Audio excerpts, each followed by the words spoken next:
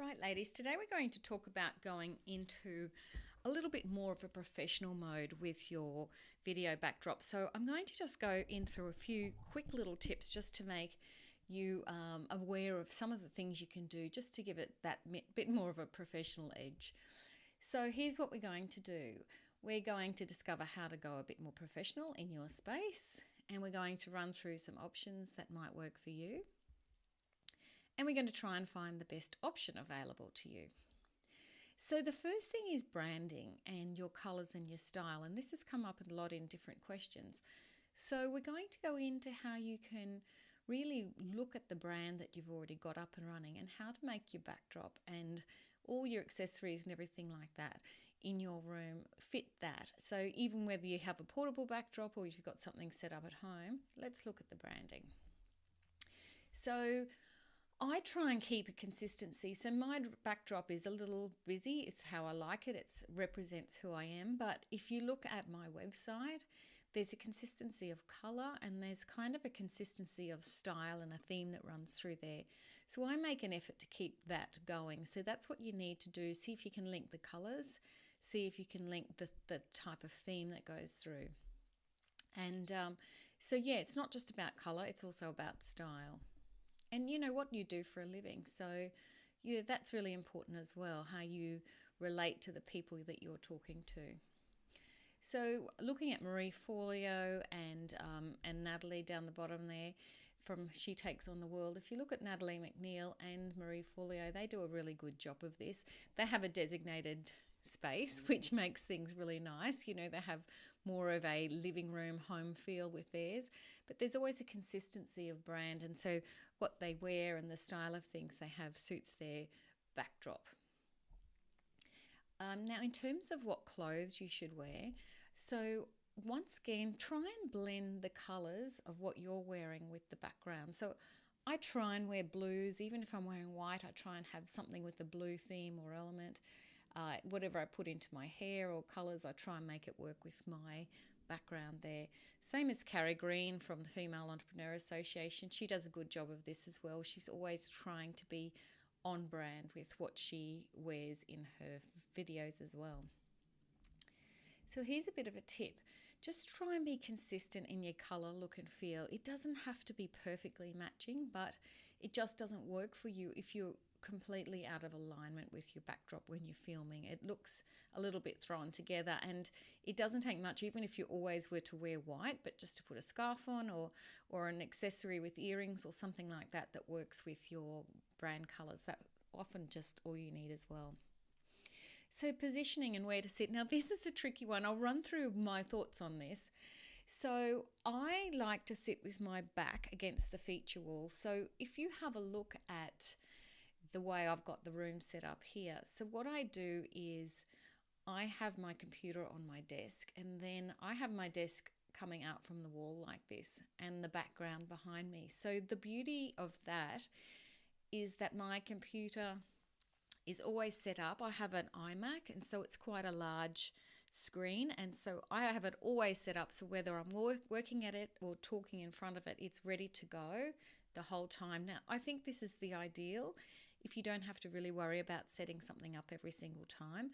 This is only one way, obviously, to configure a room, but I've found that it works well after years of trying different things. So then you can see where I've got the lights there, and they're set up. So if you can do something like this and you can put your storage and your messy stuff over into the right hand side or off to the side, it just means that whenever you turn on your video and you're in shot, then you're kind of set up and ready to go. Now the same could go with a tripod. If you set up a tripod on your desk there and you moved yourself back with the backdrop in the back, that would work as well. So there's lots of different ways to go, but if you have a reasonable size room, my room's about, I think it's about 3 by 4 meters, but if you have a reasonable room, it can be even less than this, then that I have found this a very, very good way to set up the room. Now Carrie Green and Amy Landino, they have backdrops there, which is sort of like their offices, and they just try and have colours and soft themes and things running through those. I don't know, they've just got items in the back that speak to their brand, and you know, often that's all you need to get going on your back wall. So just have a few things behind, as I said. So look, in terms of knowing where to sit, as I said before, look, I feel like the only way to know how close to sit or how to position the camera is to test it and tweak it. So what I do is I take a small 30-second video and then I adjust my position and then I try again. So I quickly watch the video back. I don't go too far with it.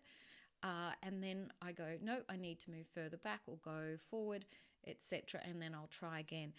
A rule of thumb is that I tend to sit within a good arm's length from my screen or camera. Now, obviously, it depends on how big the room is. That's why there's no one rule with this, because it depends if you're filming directly, to your screen, or whether you're sitting in a large lounge room and you want your tripod to sit quite a long way back and get more of the room. So obviously, the closer to your face that the screen is, the less of the room you'll get. So it just depends on how you want to do it. So just test it and see. There's no other real rule for this one, I think. And then try and get your head in the top third of the screen. So you don't want to look like you're sitting too low in your chair. So, if you can sort of try that once again to get your head in the top third, and you won't really know that until you do a quick little trial. But you can even get someone to take a photo of you in that position and tweak it from there.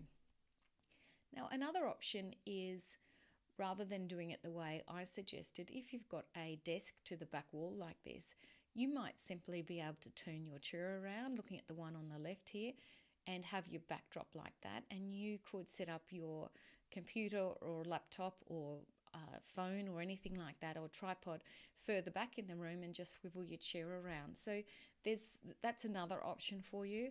Or the one on the right, simply just having a chair against a mural or wallpaper like we talked about in the first video as well, and not having any desks in shot and just purely doing it with perhaps an iPhone or a camera on a tripod. So equipment is a huge topic, and it's one that will take a lot more than this, but let's just run through basically what you can use. So in terms of tech equipment, you can film direct from the computer, like I said before. You can film from your iPhone or iPad on the tripod. You could have a camera on a tripod, and then you're going to need some, and in terms of the top ones, in terms of the tech equipment, just do whatever's easiest for you. There's no one rule of thumb. The quality is very good on all of those items. So I think you're best just to set it up the best way for you. If you've got a tripod always set up and it's got somewhere where you can hold the iPhone and you just click that in, and then you're ready to go, well, do that. If you find it easier to film from your computer, then do that. So you won't know until you try a few times and then see what works best for you. But your tripod can be set up to a particular height. That means you can always just go and clip your phone on and you're ready to go. So it's just really a trial and error with that. With the lighting, I've got something similar to what you can see in the bottom here. The thing with those is mine are set up permanently now, because putting them up and down, even though they're called portable and they do fold down into next to nothing, it's a real hassle if you're going to do live video a lot. So I would be inclined to perhaps get a different lighting system if you can't leave these up. You can get a ring light. There's a few other options there. I'll run through that in one of the later challenges later this week. The other thing is you might need a lapel mic, or I have a desk microphone when I'm sitting at my desk.